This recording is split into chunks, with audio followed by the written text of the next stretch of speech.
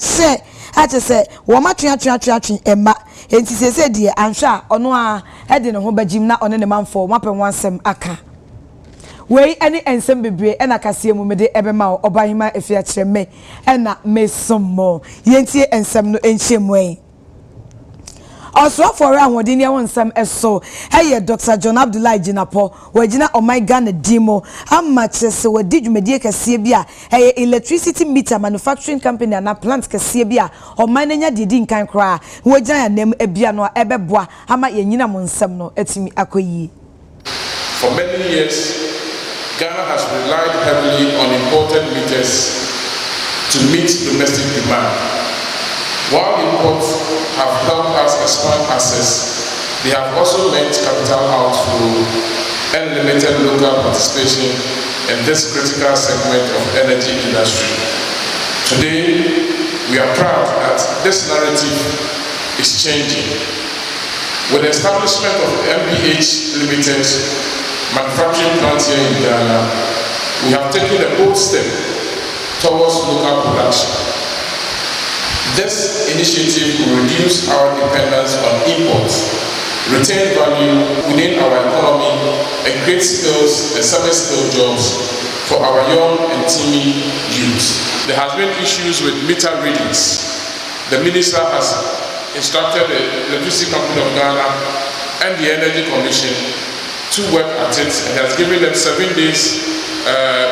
to report back, so that we find a lasting solution for people who are having issues with their metering. In the last few weeks, that is the last week and the previous week, we experienced some power outages in few communities in Ghana, especially Accra, part of Accra, and then Kumasi. The minister was to assure that those that happen within Kumasi, the issues have been resolved. Those that happen within Adenta area, the challenge was an overload. The load we had within the area was above the capacity of the transformers. So as we speak, there's a team on the ground. They started work last night. We are replacing the transformers into an upgraded one, and we are hopeful that by Friday they should be done with it, and the challenges faced within people within the Adenta and its environment, which stretch all the way to Rodua, should be resolved. I wish to emphasize that with the measures and the pragmatic step put in place by the minister, we are no more going back to the days when we will ask you to bring your own timetable. I mean, doing so is something that is going to be a thing of the past, because we do not have any challenge with generation.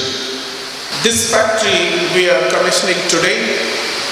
has the capacities to produce 750,000 meters annually. Ultimately, the plan is to embark on doubling the capacity in good time, so as to provide local obligation content and creating employment opportunity to the Ghanaian. The meters being produced here will play consequential role in reducing the power tap and to ensure commensurate revenue inflows to the distribution and generating companies through value chain. Nyame ya aduma china omampanyi John Dramani Mahama bekwa kopiem e omrehye bedwam ne nyina e state of the nation address omine bobre bebia ye fini bebia ye du bebia ye kɔ eni sede eniema nka ye nyina etie no obetwa emfonyin e de ahye Ghana fo na ansa na ade beche ama omampanyi akasa no UTV en cameras eni edom kuma ne edom kase mu mrehye bedwafo ni bi atwetwe enkomo dan e na omo ehye kwan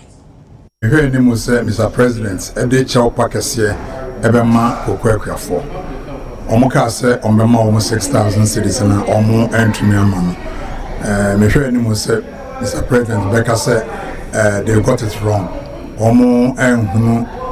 omo antini amano omo kanasi nti ne edikan omo de chaupa ema kokwakafo yetoso menu amega so kokko edmanu se obesan so akase trading no kokko trading no so no omo antiase they also got it wrong and until almost had the chopper at the ma cocoa equiafo.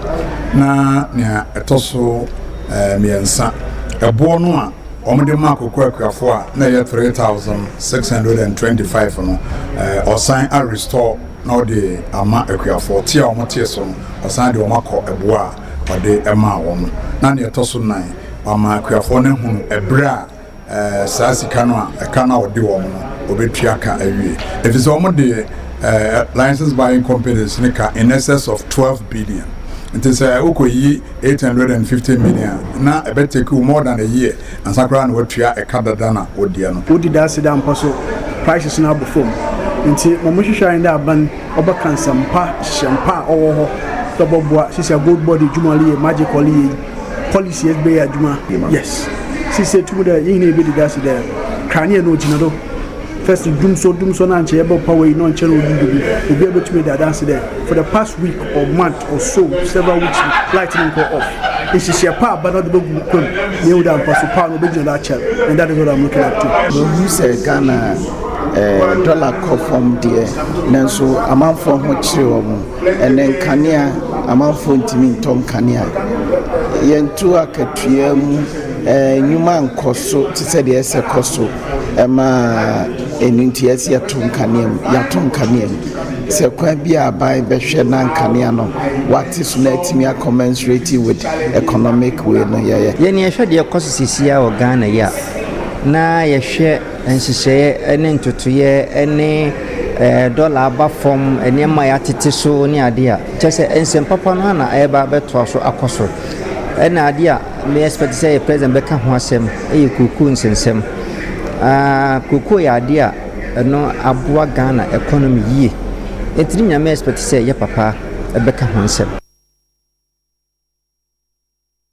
Utilities Regulatory Commission womo any Electricity Company of Ghana ehyiemu enawie ya na womo hyiemu ade enti womo hyiemu nyina ene se Ghana for dodo na no dem dodo womo te se prepaid meters from the buy de eye twamene pa wo to credit aguso ane so beka te wani ate na chese ni nyina asa na sansem se afedi edu mpanyufo asum enti womo hye na womo to adwen e de afa ho anye bia kwan ben ene meters no efa so eye adwuma e bia bibi eye mfomso atechew a ombehwe ato adwen won no matumi atutu enho anamo ana eno ene niema fofo bebre nti na enawia yi wo ehia embanyufo besan ahwe se wo de niema nyina ebegu akwan so na omanfo ehawd wo de akwa adwendwen mu no matumi atutu niema yi se de be ya ye penko yenim no Ghana fo betumi enya PULC ene Electricity Company of Ghana wo mugidie e wo won dane da esoma wo musum omanfo ene won dwumadie emo ye hwe kwan se awie ye nhyemude ne enko wie die na chese de ko achiachew anade ha omanfo nti a wonti ase e wo meters afofon wa ama wano edem no watumi ede ehun pomasibre ano nsem aba betu edwa ama Ghana fo nyina ehun de ekoso nti awie e na mpanyifo ehia yenim se hwie be ntonkopema nwumre ne na de chie de na nhyiemudie ndie be pie afim ababia no ye de ama ahwefo. Australian Centre for International Agricultural Research woman Australian High Commission atenkesia ewo Ghana akabom a wom ehye ayonkofo mapa eda amamie no mukena enu ntie Africa Australia Partnership Climate Responsive Agriculture ehu dwumedie ena mpanyifo yi edi. Under the partnership, we're really focused on building climate resilience of smallholder farmers, which leads to food security and agriculture-led development. We've got a focus on supporting the uptake of climate-resilient agriculture by smallholder farmers. We're wanting to increase the participation and leadership of women in climate-smart agriculture. And thirdly, we're really looking to broker Africa-Australian partnerships under the program, building partnerships between both of our Australia and Africa, acknowledging there's exceptional expertise in West Africa as well as Australia, and leveraging those opportunities for shared agricultural challenges. We've only just started the program. It's a 4-year program. We've started consulting with key research partners and national agricultural government partners here in Ghana and also in Egypt, Morocco, and also will be in Nigeria as well, to really determine what are the key priorities that we can deliver on that really addresses the issues of smallholder farmers and build food security and climate resilience for them going forward. We have 3 main outcomes, like supporting uptake of climate resilient agriculture, focus on women and also partnerships. The total funding allocation is over the 5 or 6 years is $76 million Australian, but also just to note that is also supporting our existing programming across 10 countries in East and Southern Africa. So the prioritisation of projects will really be determined by the country priorities and getting a balance across the 4 key focal countries: Egypt, Morocco, Ghana and Nigeria. The Australian Centre for International Agricultural Research has been in existence in East Africa for 40 years, and the results are clear. There's been some fantastic projects we've been able to help with, and the projects are very practical, very focused on very tangible outcomes, specifically for smallholder farmers. And this is where we can make a real difference here in Ghana. We just finished our maiden investment summit, where we are talking about the tree crop sector as an engine for the economic transformation of this country. So any partnership that can really propel the tree crop sector, i.e. this 6 crops, there are other crops more than the 6, but in the meantime, this is what the law permits us to do: the cashew, the coconut, the oil palm, rubber, mango and shea. And I believe this partnership Africa has with Australia would really develop and increase the growth of our products.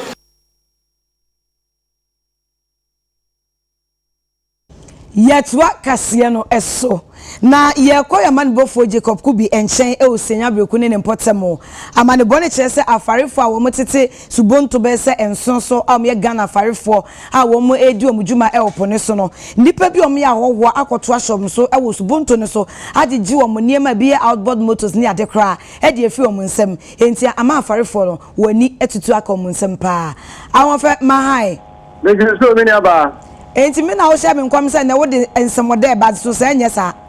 sana bano Franche munima ye ba ne sei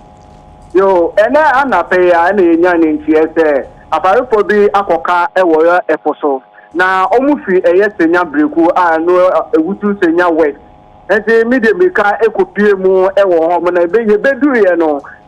sister enya atenkuma amanfo super wono musu no eye enkwala omo awofo na akoka eye nsuo no so na afensi no wono eye omukunu ene ebusuafo na nyakwa ebisa eye wono mo bi no mu twire gu se eye enra enyime ye bon no nsia na eye wono mo wo eye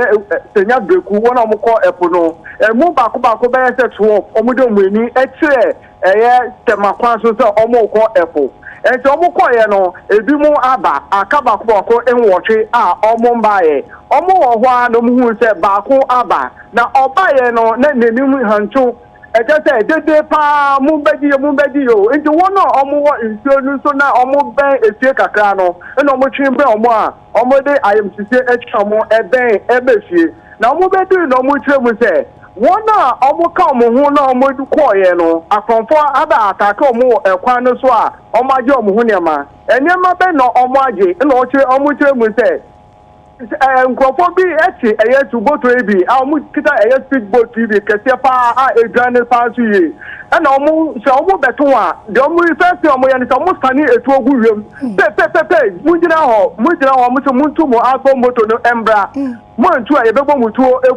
ekumo no omotu na ye de ama omotu a na tese waka nsuo no so untumi enko wenim untumi nko emba wechi bebe mfama no bebo ebeko no oho na sema no edi neni betre ta na akoso ta ewo nsuo no so meni uka se omotu mu a sema baako 7 na aka nsuo no so ni nyina ne se akonfoyefo abeto ahyomo so ewo nsuo no so ema omo wia omo outboard motor na to be control eye efidie no kudo no omo tu edeko na afa nsuo no generator omo de sunlight ewo eye nsuo no so no eno so omo deko meni uruka je die eye onunya for gizela agbetutete onu na emreche bejeni ewo eye ewutu senya west oni kalala no ye MC owo eye ewutu senya west afensu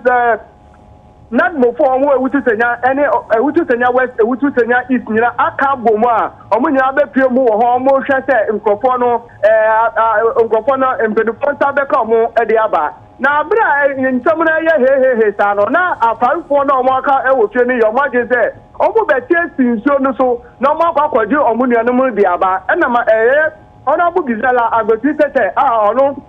ɛyɛ MP wɔ Ewutu Senya West ɔsan so yɛ Western Housing Deputy Minister ɛkyerɛ mu sɛ asɛm no aban aso ase nti no ɔde ahyɛ ɛyɛ Navy for nsa ɛne ɛyɛ Marine Police for nsa sɛ ɔmo nkɔ nsuo no so na ɔmo mbɔ mmɔden na ɔmo fa ɛyɛ nkɔfɔ na aka wɔ nsuo no so no mbra nti bi ne wo ka sɛ yi deɛ yɛda so wɔ atwɛn mu a yɛhwɛ anim sɛ wɔn a aban asom ɔmo sɛ ɔmo nkɔfa ɛyɛ wɔn a ɔmo aka wɔ nsuo no so no mbra no yɛkyɛn sɛ ɔmo de ɔmo bɛba na sɛ ɔmo bɛdu nso a deɛ wɔ mu bia yɛmfa nkame yɛtie fɔ na mmom wobɛpie mu ɛwɔ ɛyɛ Senya Breku ha sɛ sisi a ɛnyɛ asɛmkuma na ɛnyɛ ɔmo nko a adehyia ɛwɔ Gomu Afɛtɛ ɔmo so ɔmo kɔpo nti ɔmo tie saa asɛm no ɔmo nyinaa efi nkona no aba ɛyɛ Senya ha ɔmo hwɛ sɛ ɔmo nuanom na ɔmo aka ɛwɔ nsuo no so no mpanyinfoɔ bɛtumi ɛde ɔmo abɛdu fie.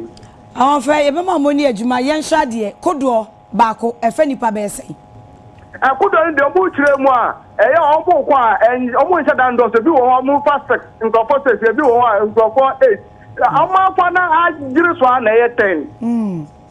Tina say roughly sɛ bɛɛ nson ɛna yɛnhu ɔmo ntumi ma ɔmo akyi na sɛ nipa wɔ mo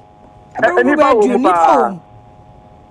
ɛna ɔmo nsa se wɔn a ɔmo tumi pie fi nsuo no mu na ɔmo tumi nyɛ ɔmo ti agyegye mu ɔmo dwane de ba yɛ ne kyerɛ mu a beebi a nkurɔfoɔ no bɛto ɔmo wɔ no na ɛkyɛ sɛ ɔmo du nsuo ne mfimfini paa ɔhɔ no nso no ɛnyɛ ade a sɛ agbon moto no ɛnka ho a wobɛtumi api abɔnten saa agbon moto no ɛnka ho deɛ a ɛnneɛ ne kyɛ sɛ beebi a mframa no bɛbɔ de bɛkɔ no ɔhɔ ɛna ɛde wo bɛkɔ na ɔkyerɛ mu nso a na mframa no na no yɛ de paa yi a ɛnyɛ asɛm kuma na sɛ nyame amfɛfie fiti nnura anwummere no nsia bɛpem saa bra yɛ kasa yi mframa dodo a abɔ anadwomu nyinaa yi yɛnim baabi mpo a wɔn nenam saa pɛpɛɛpɛ enti Navy so ɛpo asrafo no ɔmo kɔ ne ade no ɛno anso ɔmo de ɔmo nenam tie nhyɛ dɛ hu direction ɔmo kɔ yes ɔmo kyerɛ mu a ebi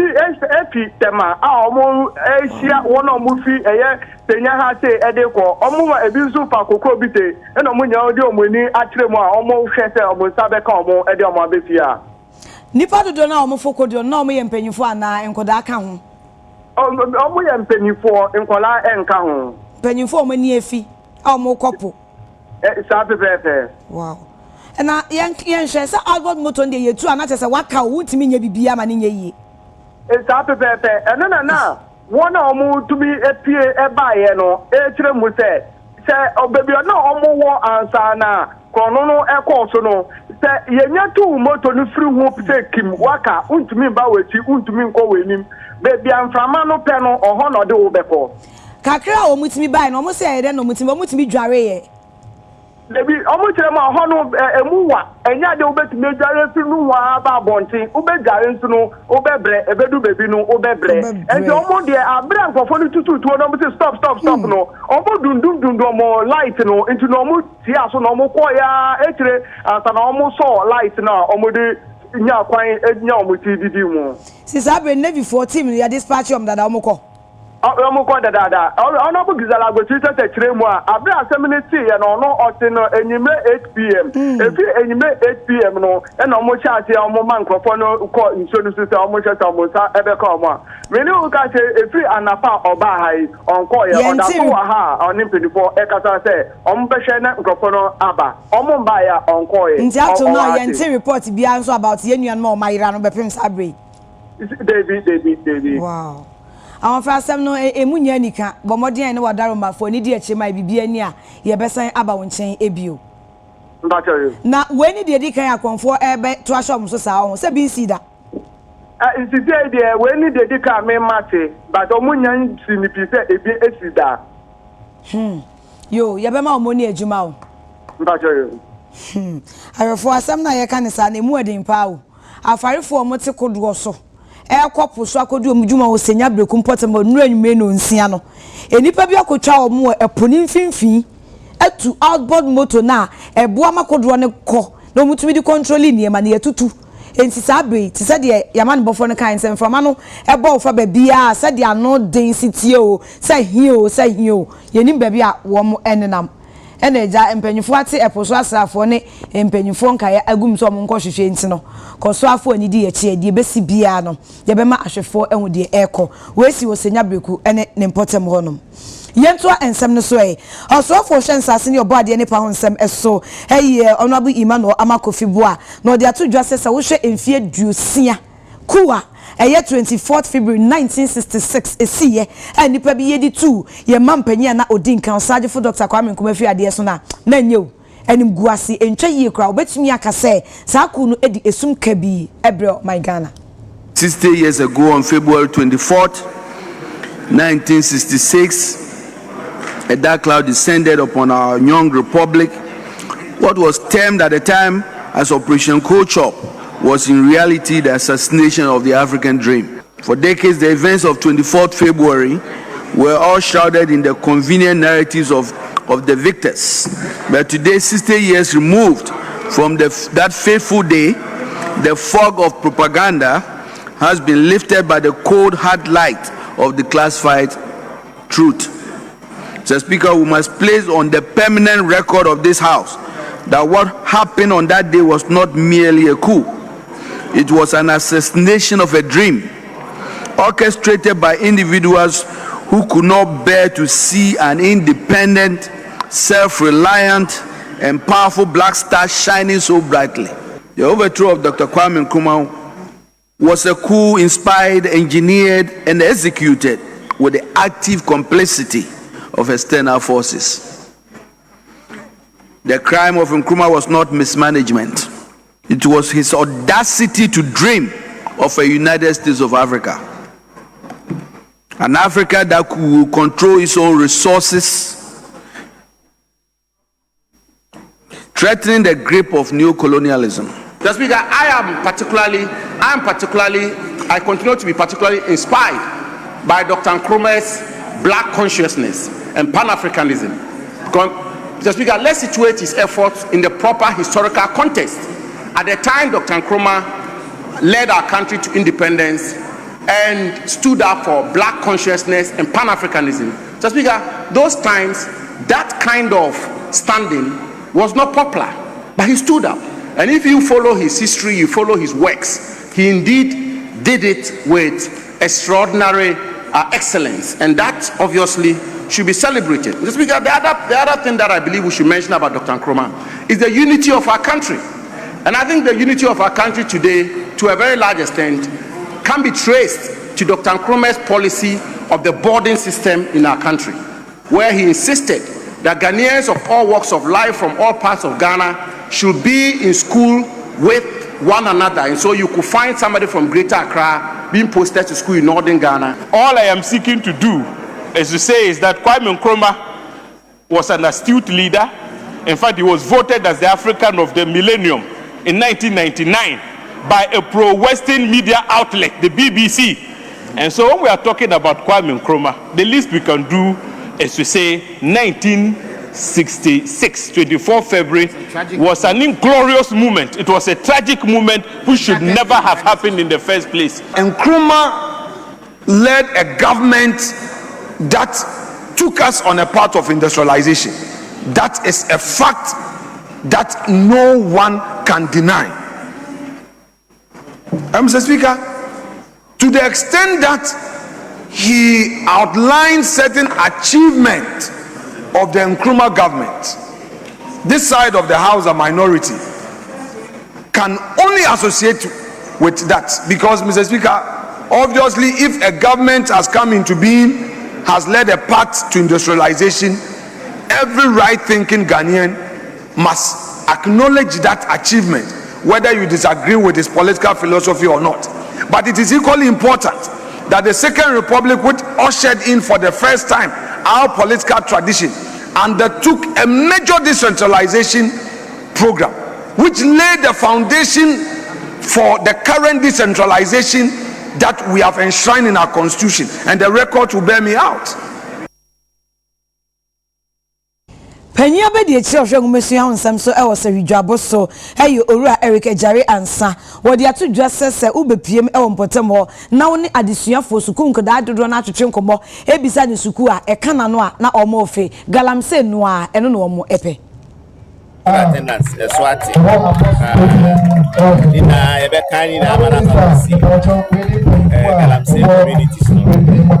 alano sisi amu pesu ko omu professor ombe kwa kwa galamse no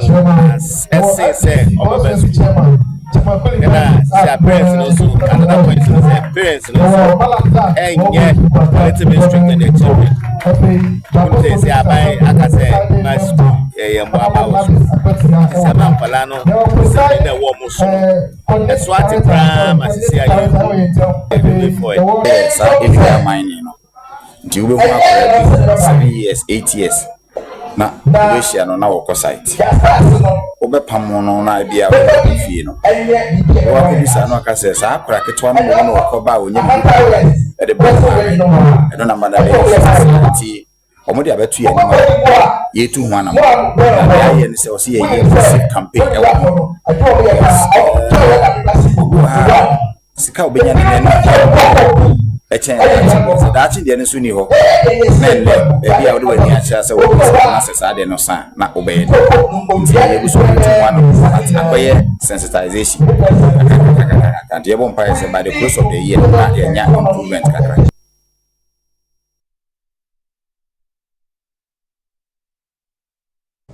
Wo sheka see live United Television eso Ship House Abeka Junction and crying yetwa ensem ne so e de amamo na yenya ntie wo de wonka tem se assembly member wo efie kuma abomodia ehu abema ne abaye bi se wo mu ejina kokoa bi mo o se o show musu ni o mo ban ne se de o mo ye o mo niema na ohun se mpena ene o mo twen ene ne o she wo mo se mo mesen koda moto ye si manim mu na wayi belt e di gina o mo so mo na mo fa mo na me nhye mo na manfo bi so gina no mu video chaseji ma me ju do so fa me bibi aboko nyame ya chenye wa so we de ne nyankopon hu me mobo assembly member no ya che no when you be see assembly member na maka de on the Namkrom ha na ma tida me ken yara jabri yara na na me ne oye central police station bi komo no chere de assembly man we you fight me de omra aye police station na assembly see ne ba pe na abri yes